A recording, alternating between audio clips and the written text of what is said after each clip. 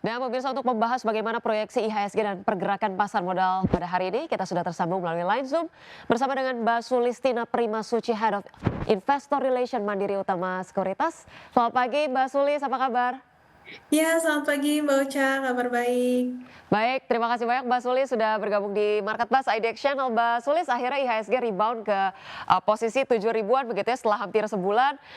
Anda melihat ini apakah kemudian lebih banyak karena sinyal dovish dari The Fed atau kemudian sentimen positif dari banyak sekali perusahaan IPO kemarin atau seperti apa nih? Kira-kira penguatan ini akan bertahan sampai berapa lama sih Mbak Sulis?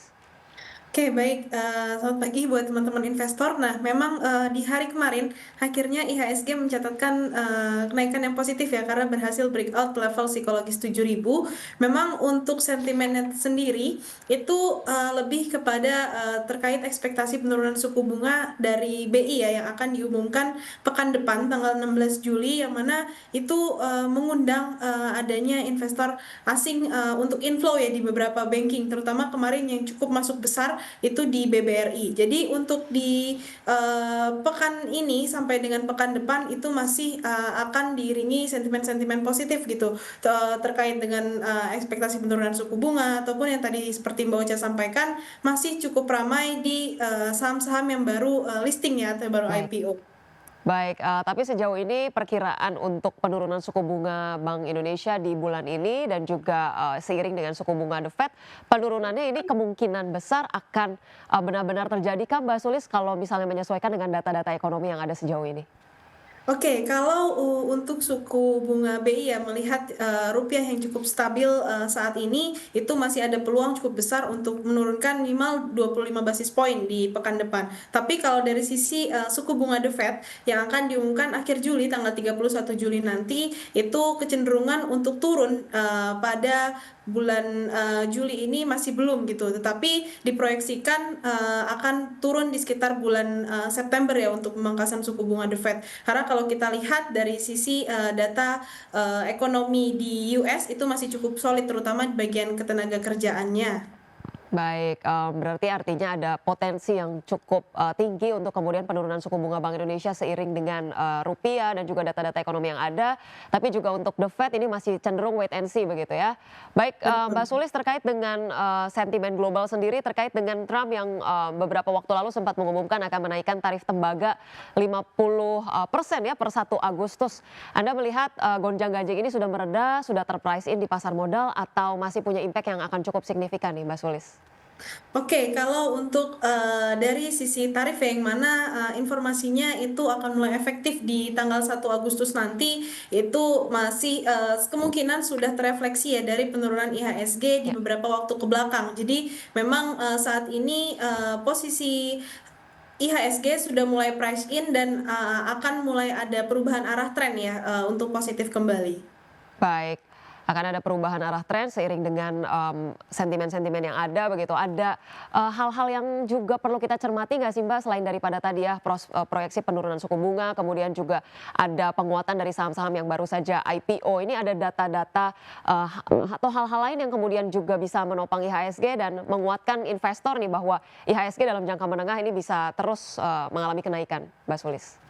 Oke, baik. Kalau untuk, yang akan cukup menjadi perhatian ya para Ya. pelaku pasar itu memasuki earning session nih, Mbak. Jadi, karena sudah selesai semester pertama di tahun 2025, biasanya saham-saham big caps terutama blue chip ya, itu, akan mengumumkan, hasil laporan keuangan semester pertama di tahun 2025 itu cukup menjadi, perhatian para pelaku pasar, utamanya di akhir, bulan ini gitu. Jadi saham-saham yang memang masih mencatatkan pertumbuhan kinerja positif itu masih teman-teman bisa perhatikan.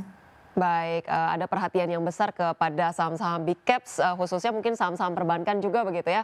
Bagaimana laporan keuangan yang akan diperhatikan pada akhir bulan ini. Baik, kita sedikit bergeser ke fenomena IPO yang sedang booming.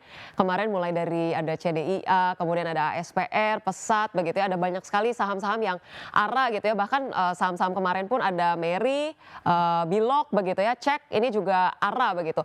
Di antara 8 saham yang IPO bulan Juli ini mungkin ada highlights tersendiri dari Mbak Sulis mereview beberapa saham yang boleh menjadi perhatian?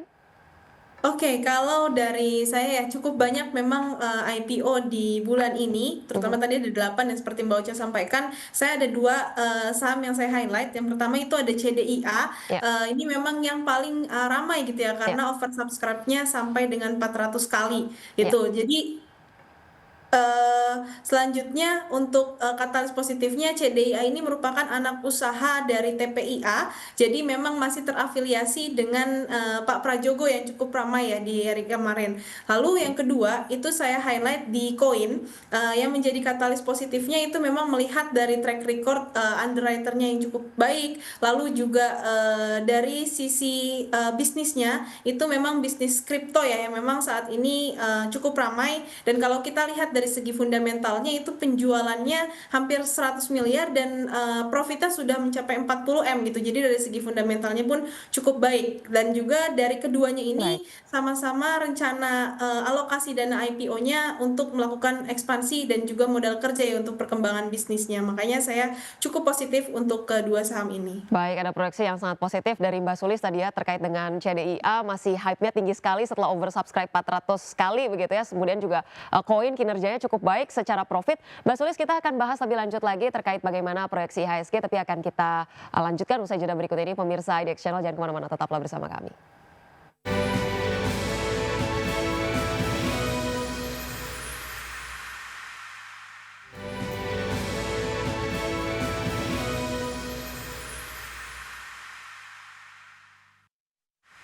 Baik pemirsa, terima kasih Anda masih bersama kami di Markas Bas dan sebelum kita lanjutkan talk show kita akan terlebih dahulu melihat bagaimana pembukaan Bursa Asia pada pagi hari ini. Kita akan lihat bersama-sama di layar televisi pemirsa dari Bursa Nikkei ini tampak menguat 0,06%, kemudian juga STI menguat 0,14%, Kospi menguat 0,25% dan Hang Seng menguat 0,66%. Baik, kita bergeser ke saham-saham pilihan analis yang nantinya akan kita bahas. Kita lihat terlebih dahulu di layar televisi. Di sini ada ADRO, kemudian ada Unilever, ada MBMA dan juga ada BBRI dengan masing-masing rekomendasi buy. Baik, pemirsa kita akan lebih lanjut membahas saham-saham pilihan tadi bersama dengan Mbak Sulistina Prima Suci, Head of Investor Relation Mandiri Utama Sekuritas. Baik, Mbak Sulis, tadi ada 4 saham pilihan yang direkomendasikan. Kita mulai dari ADRO sendiri, ini katalis positifnya apa ataukah kemudian penguatan akan diproyeksikan terjadi melihat dari technical rebound ini? Oke, baik, untuk Adaro sendiri memang sentimen positifnya itu terkait dengan buyback ya senilai, 4 triliun di mana angka ini cukup besar Ya, setelah Adaro, memutuskan, memisahkan bisnis ya antara batubara dengan energi terbarukannya dengan AADI. Jadi ini ada sinyal positif dari sisi fundamentalnya akan melakukan buyback senilai 4 triliun dan juga kalau dari sisi teknikalnya, penguatan kemarin itu sudah, mampu untuk breakout ya dari level, area konsolidasinya, jadi ada sinyal untuk lanjutan penguatan ya dengan target seperti yang tadi telah disampaikan, di layar. baik, ada proyeksi yang sangat positif untuk ADRO terkait dengan keputusan untuk buyback dan juga secara teknikal sudah breakout ya dan penguatannya ini cukup menjadikan investor bisa cukup positif lah ya untuk proyeksi ADRO. Kita bergeser sendiri sedikit ke saham Unilever nih. Ada apa dengan Unilever, Mbak Sulis?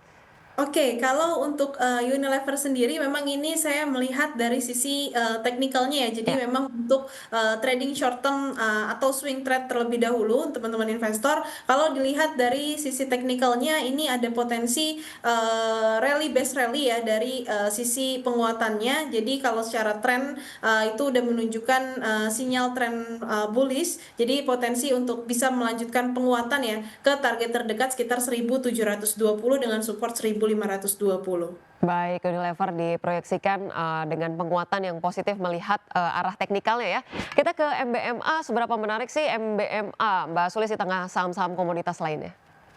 Oke, kalau MBMA ini memang, cukup ramai, menjadi perhatian para pelaku investor setelah masuk ke indeks MSCI ya di, Baik. bulan Mei lalu gitu. Jadi itu menunjukkan bahwa ada minat, investor asing untuk masuk di MBMA. Dan juga kalau kita lihat ini memang ada potensi untuk breakout level resisten 535-nya, jadi masih ada peluang ya diiringi juga dengan akumulasi yang cukup besar di harga rata-rata 500, jadi masih peluang untuk ke ke target terdekat level 550. Baik, proyeksi menarik untuk MBMA tadi di support 490 dan target price di 550 ya.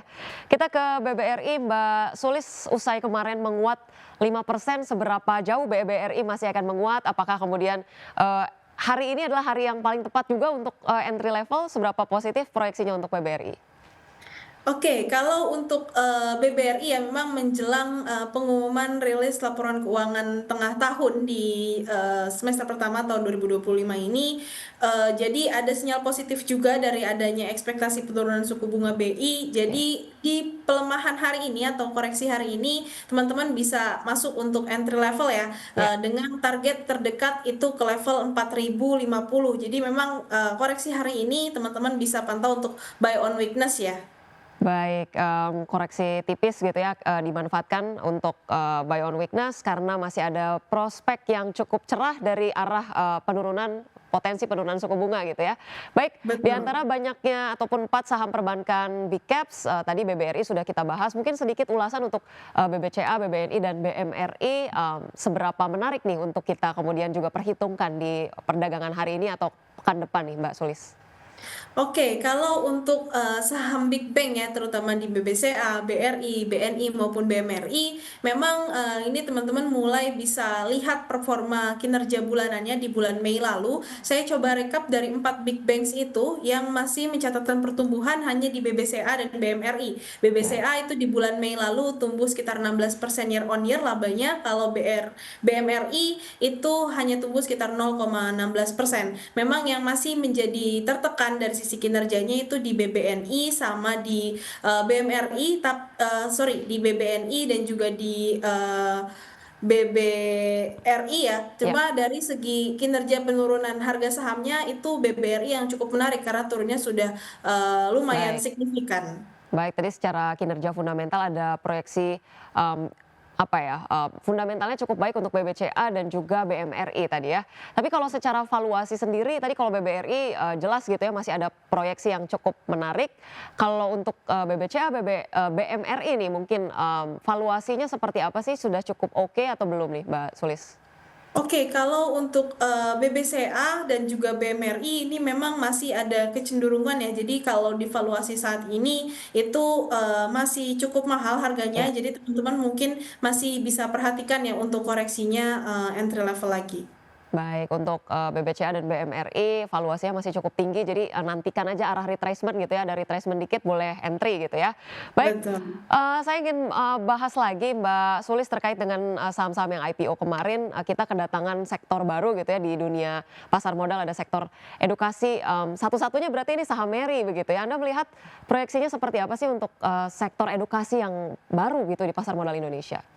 Oke, memang untuk Meri ini cukup menarik ya, karena baru pertama kali ada sektor edukasi yang mencatatkan, sahamnya di Bursa Efek Indonesia. Jadi, ini menjadi awalan yang cukup positif karena kalau kita cek dari segi prospektus dan juga laporan keuangannya ini cukup baik ya. Memang meskipun masih skala kecil Ya. dari, segi, pendapatan maupun dari sisi, labanya, cuma ini merupakan hal yang positif karena kalau kita cek, dari sisi laporan keuangannya saham Meri ini rutin membagikan dividen gitu. Jadi, masih cukup positif, lalu juga ada, orang belakangnya itu ataupun, dari sisi, pemiliknya itu kita udah sama-sama tahu gitu seperti apa, background-nya. Jadi cukup positif ya untuk Meri ini. Baik, ada proyeksi yang cukup positif untuk Meri sebagai satu-satunya saham di sektor edukasi usai kemarin ARA begitu ya naik sekitar 30% lebih. Mungkin satu pertanyaan terakhir, Mbak Sulis, kalau tadi kita sudah bahas singkat terkait dengan CDIA, saham-saham Prajogo Pangestu lainnya seperti apa nih? Entah itu Brand,